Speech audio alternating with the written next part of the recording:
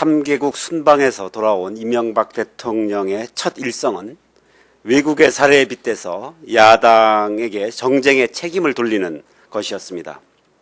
이명박 대통령은 야당에게 책임을 돌리기 전에 먼저 자신을 돌아봐야 할 것입니다. 경제 위기 극복 정책의 옳고 그름은 차치하고라도 정쟁의 대부분이 경제 위기 극복과는 상관없는 정권의 권력 기반 공공화를 추진하기 위한 MB 악법 추진에 그 원인이 있습니다.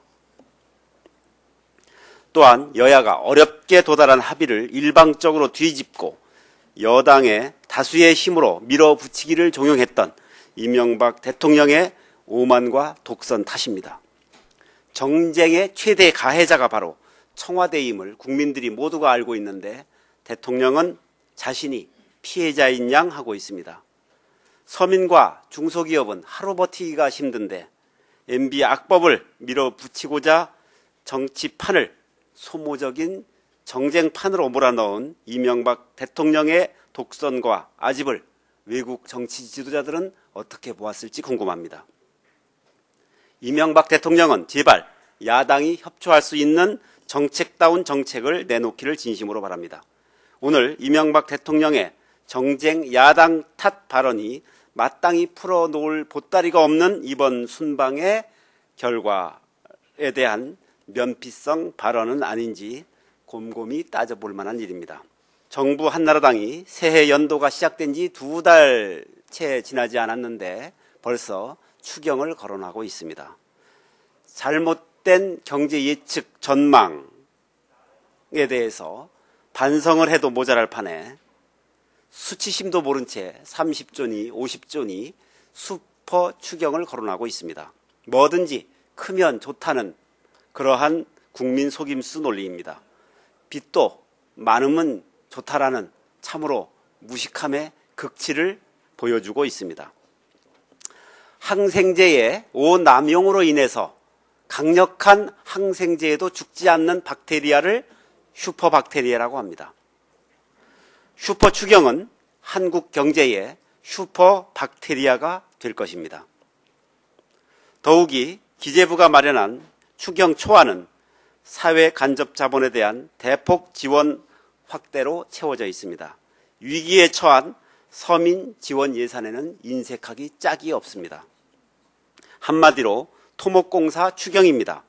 정부는 30조 원을 강바닥에 쏟아 붓겠다고 합니다. 그동안 서민들은 허리띠를 졸라 매야 합니다.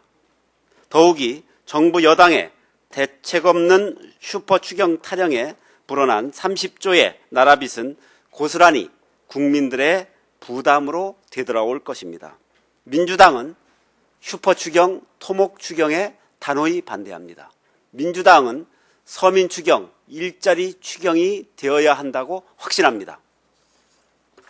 신대법관 사건은 재판관의 양심에 따라서 독립해서 재판해야 한다는 헌법 정신을 무시한 사건입니다. 이미 신대법관 사건에 신영철 대법관 개인의 문제를 벗어난 사법부의 독립을 가름하는 시금석이 되어버렸습니다. 어물적 조사로 역시나 하는 해명성 조사 결과가 나온다면 두고두고 법원의 신뢰성에 큰 타격을 입힐 것입니다.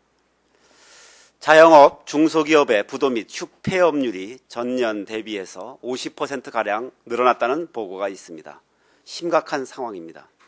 중소기업의 부도는 그대로 금융권의 대출 연체 등 금융채무 불이행으로 나타나고 이는 우리 금융권의 부실로 이어질 것이고 자영업의 몰락은 서민 경제의 몰락으로 나타날 것입니다. 정부의 경제위기 정책이라는 것이 토목, 건설 위주의 삽질 경제에 쏠리다 보니 중소기업과 서민 가게의 부실이 치명적 수준으로 치닫고 있는 것입니다. 민주당은 이럴 때일수록 고용안전과 복지, 서비스 분야 등 사회안전망 확충을 위한 정책을 써야 한다고 누누이 강조했지만 이명박 정부에게는 마이 동풍 우이 독경에 지나지 않았습니다. 정말 안타깝습니다.